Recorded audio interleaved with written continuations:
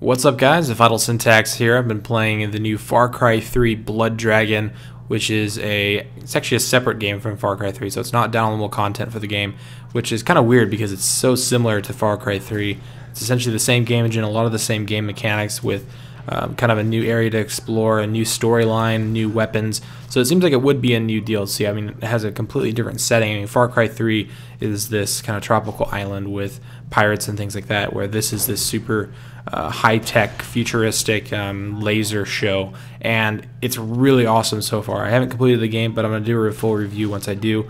I was a huge fan of the original Far Cry 3, and this is, that with just lasers and bright lights, and instead of pirates, you're shooting dinosaurs and, cyborgs and things like that. So it's really, really fun. The gameplay is just like Far Cry 3, so if you enjoyed Far Cry 3 and you played that game, then definitely pick up this game if you enjoyed Far Cry 3.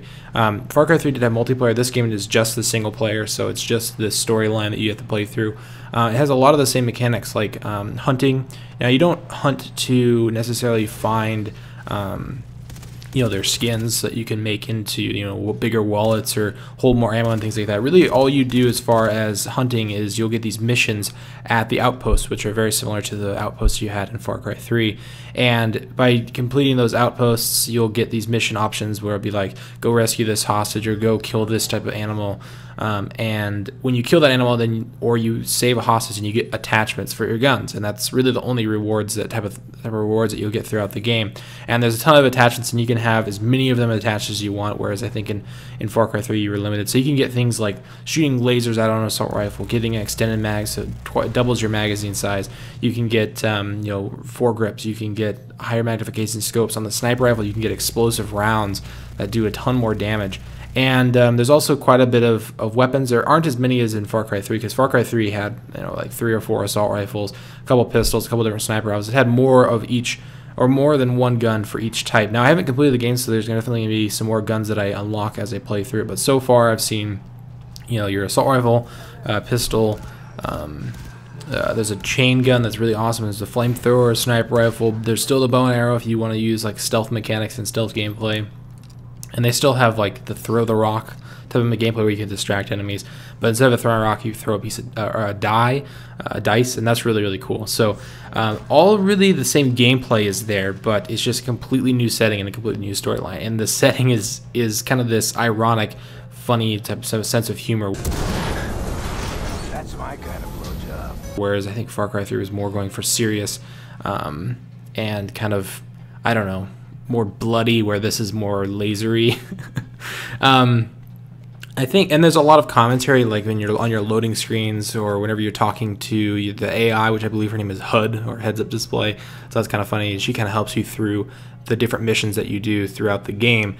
Now, on top of fighting, just normal cyborgs, which are replacing bandits in this, you also have to fight dragons, which, I mean, that's where the term Blood Dragon comes from in the title, but they're more of dinosaurs. So it's almost like a mix between Jurassic Park, because you're on this island with dinosaurs, mixed with, like, I don't know, the Terminator, because you have like this metal arm and you get to wield a chain gun, mixed with Far Cry of, that gameplay. Maybe mixed with some type of super futuristic game like Tron or something, or movie.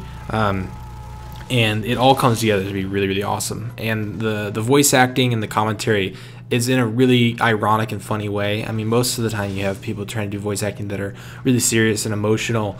And this game doesn't try and do that. It tries to just be funny and kind of stupid at the same time, and it does it really well. And there was definitely a bunch of times throughout the campaign so far where just the voice acting that either my character did when I was doing certain events, or just dialogue between different characters in the storyline was really, really funny and made me laugh. Wakey, wakey, motherfucker! Op says there's a delay in the feed. They need to recalibrate your ass. Me? Well, it ain't me, because I'm goddamn near perfect. Men wanna be me? And you wanna be with men. So on top of the cyborgs and stuff that you fight, you have a bunch of the same animals you had in the base game. In Far Cry 3, I shouldn't say base game because that makes it sound like it's DLC, but in Far Cry 3, but instead of fighting like a shark, for example, you're fighting a cyber shark that shoots lasers or something, or a cyber tiger that has like green glowing eyes and blue glowing stripes. There's just a really cool variety in the animals, even though they're kind of the same animals, just cyber tossed on the end. For $15, which is what they're asking, that's what the price of this game, I think this is one of the best priced games for how just awesome it is. Sure, it doesn't have co-op, and sure, it doesn't have multiplayer, but to be honest, if Far Cry 3 didn't have those in the first place, nobody would have even cared. I think multiplayer games need to focus on multiplayer, and I think single-player games need to focus on single-player. Yeah, there's some exceptions where games have good multiplayer, co-op, and single-player. But for the most part, I think that this game does totally fine just by its single-player campaign. It might not be quite as long and quite as in-depth as Far Cry 3. I've run into a couple of different graphical issues, but so far the game actually runs really smoothly. Even on the ultra settings on my 680, I'm getting like 80 to 90, even 100 frames per second on exterior areas like outside. I think that might just be because there's not as much dynamic lighting, because there's no sun effect. You kind of have this red tint in the background, or this digital kind of look off in the distance. But it runs really well on my system, so I'm sure it'll run well on lower systems or on the consoles as well.